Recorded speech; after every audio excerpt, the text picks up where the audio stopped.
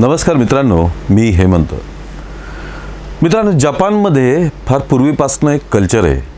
ते म्हणजे मित्र किंवा मैत्रिणी त्याच्या पुढे जाऊन बोलायचं झालं तर गर्लफ्रेंड किंवा बॉयफ्रेंड हे तासांच्या भाडेतत्वावरती मिळणं हा जपानमध्ये फार पूर्वीपासून प्रकार चालत आलेला आहे.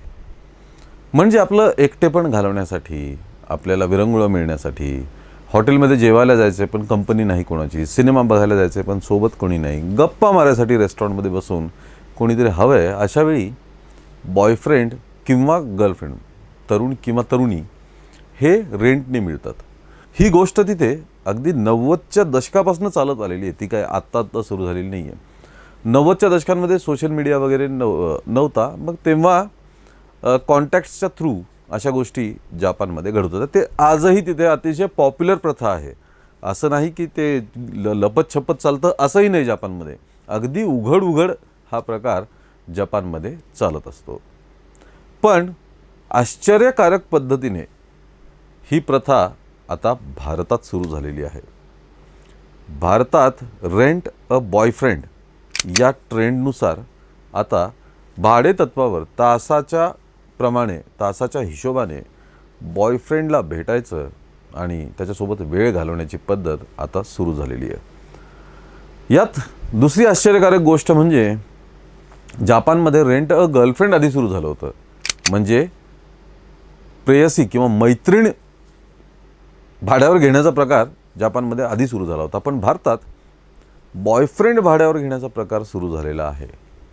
आता ही गोष्ट कोणत्या थरापर्यंत गेलेली आहे ते आत्ताच सांगता येणार नाही.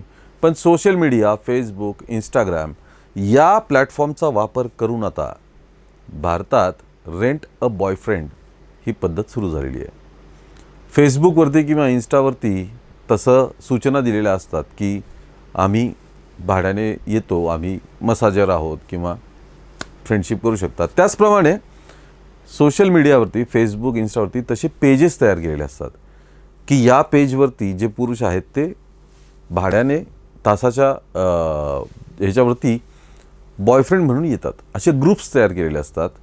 फेसबुकवरती तसे पेजेस तयार केलेले असतात, तशा कम्युनिटीज तयार केलेल्या असतात. त्या कम्युनिटीमध्ये जॉईन व्हायचं आणि तिथे असलेले प्रोफाईल सगळे बघायचे आणि आपल्याला जो पसंत पडेल तो पुरुष निवडायचा, त्याच्याशी संपर्क करायचा, बोलायचं, पैशांच्या देवाणघेवाणीबद्दल बोलायचं आणि मग एकदा सगळं पक्कं झालं की काही ॲडव्हान्स पे करून मग तो बॉयफ्रेंड त्या सदर मुलीला किंवा महिलेला भेटतो, सोबत वेळ घालवायचा. साधारणपणे या पुरुषांसोबत या महिला सिनेमा बघायला जाणं, हॉटेलमध्ये डिनर लंचसाठी जाणं, बागेत फिरायला जाणं, विरंगुळा म्हणून 2-3 तास कुठेतरी गप्पा मारण्यासाठी बसणं, आपल्या काही भावना असतील त्या शेअर करणं, अशा पद्धतीच्या गोष्टी घडत आहेत असं कळतं आहे. या पुढचे प्रकारही कदाचित घडत असतील पण ते कोणी उघडपणे त्याच्यावरती बोलत नाही. विदेशी संस्कृतीचा हळूहळू प्रभाव भारतीयांवरती होतो हे आपण बघितलेलंच आहे. याची अनेक उदाहरणं आहेत आणि आमची अशी इच्छा आहे की विदेशी संस्कृतीचा भारतीयांवरती काय काय नेमका परिणाम होतो आहे, त्यांच्या जीवनशैलीवरती काय काय परिणाम होतो आहे, त्यांच्या राहण्या वागण्या बोलण्यात काय काय परिणाम होतो आहे, ह्या सर्वाचं एकदा विश्लेषण एखाद्या व्हिडिओमधनं करणं आवश्यक आहे. कारण आपण पाहतो 20 वर्षापूर्वीचे तरुण आणि आजचे किशोरवयीन किंवा तरुण यामध्ये जमीन आसमानचा फरक आहे. खूपच मोठा फरक त्यामध्ये दिसून येतो आहे. अगदी छोट्या शहरांपासून ते महानगरांपर्यंत हा फरक आपल्याला दिसून येतो आहे. विवाहित जोडप्यांमध्ये सुद्धा काही विदेशी जीवनशैलीच्या गोष्टी आत्मसात केलेल्या आपल्याला दिसून येत आहेत. पूर्वी जॉईंट फॅमिली, आता न्यूक्लिअर फॅमिली. ह्या सगळ्या प्रभावावरती आपण नक्कीच एखाद्या दिवशी फुरसतीने बोलूया. पण सध्या विदेशात असलेली ही रेंट अ बॉयफ्रेंड किंवा रेंट अ गर्लफ्रेंड ही गोष्ट भारतात रुजू होताना दिसत आहे. आता तुम्हाला वाटेल की यामध्ये मग हा सरळ वेश्या व्यवसाय का नाही म्हणायचा.